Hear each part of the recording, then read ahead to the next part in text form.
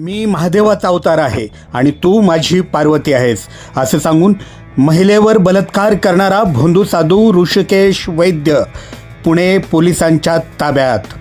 पुन्हा एकदा स्वयंघोषित धर्मगुरूचा कारनामा समोर।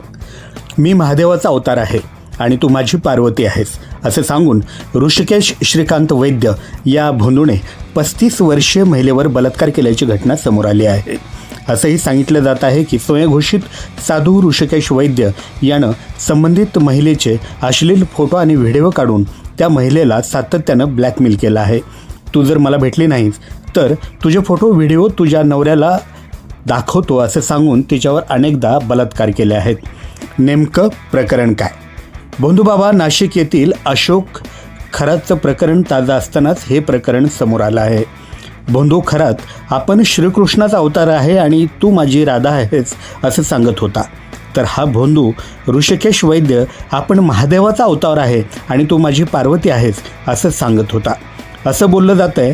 सुरुवातीला सोशल मीडियावरून संबंधित महिलेची ओळख वाढवून भोंदू बाबा ऋषिकेश वैद्य यानं संबंधित महिलेचा विश्वास संपादन केला आणि त्यानंतर तिला अध्यात्म शिकवण्याच्या बहाण्यानं तिला भेटला। त्यानंतर त्या महिलेचा विश्वास संपादन करून तिच्यावर अनेक वेळा बलात्कार केला आणि तू जर मला भेटले नाहीस तर तुझे अश्लील फोटो व्हिडिओ माझ्याकडे आहेत, ते मी तुझ्या नवऱ्याला दाखवेन अशी धमकी दिली। सदरील घटना ही 2023 मधली असून स्वयंघोषित खरात बाबांच्या प्रकरणानंतर अनेक महिला पुढे आल्या आणि त्यांनी न्याय मागण्यासाठी पोलिसांमध्ये जाण्याचं धाडस केलं। त्यामुळे सदरील महिलांमध्ये धाडस झालं आणि तिनेही वसई येथील माणिकपूर पोलीस ठाण्यात फिर्याद दिली आणि त्यानंतर तपासासाठी ती मांजरी पोलीस ठाण्याकडे वर्ग करण्यात आली।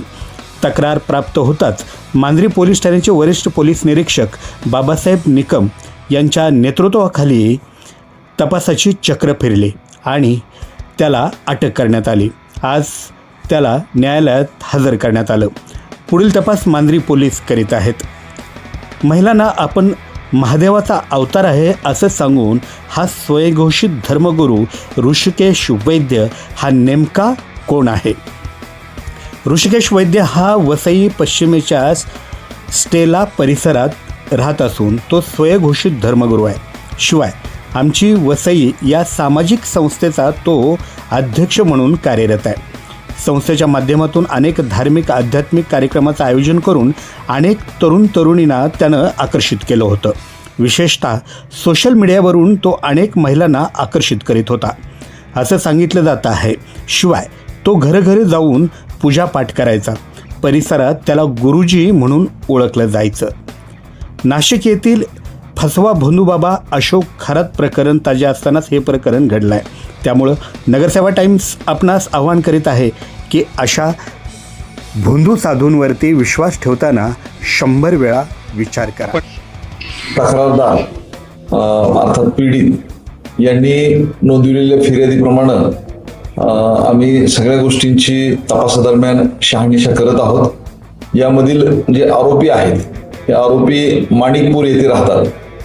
लगेच मांजरीच्या पोलीस पथकाने जाऊन त्यांचा शोध घेऊन काल रात्री आरोपीला ताब्यात घेतलेला आहे। आता पुढील न्यायालयासमोर हजर करण्याची त्यांची कारवाई सुरू आहे। आपण पाहू शकतो हा वसईतला भोंदूबाबा आहे। या आपण पाहू शकता मांजरी पोलीस स्टेशनमधून पुणे पोलीस आता त्याला कोर्टामध्ये हजर करण्यासाठी प्रयत्न करणार आहेत। ऋषिकेश काय बोलशील? आपण पाहू शकता पोलीस या ठिकाणी पोलीस ऋषिकेश वैद्यला न्यायालयात हजर केलं जाणार आहे। पुणे पोलीस आता त्याला घेऊन जात आहेत। खरं तर महाराष्ट्रामध्ये या भोंदूबाबांचं हे आपण पाहू शकता की हे बाबासाहेब निकम आहेत, मांजरी पोलीस स्टेशनचे वरिष्ठ पोलीस निरीक्षक ते आहेत आणि कायदा आणि सुव्यवस्था राखण्यासाठी सातत्याने या परिसरामध्ये प्रयत्न करत आहे। आपण पाहू शकता की महाराष्ट्रामध्ये खरातानंतर अनेक असे गुन्हे उघडकीस येत आहेत आणि आपल्याला माहिती आहे की मी स्वतः शंकराचा अवतार आहे आणि तू माझी पार्वती आहेस असं सांगून या भोंदूबाबानं त्या एका महिलेवरती अत्याचार केल्याची बातमी आपण पाहिली असेल। हा प्रकार वसईमध्ये त्याचबरोबर आपल्या पुणे शहरामध्ये सुद्धा हा प्रकार घडलेला आहे असं बोललं जातं। कॅमेरा पर्सन प्रशांत, मी शिवराम कांबळे, नमस्कार।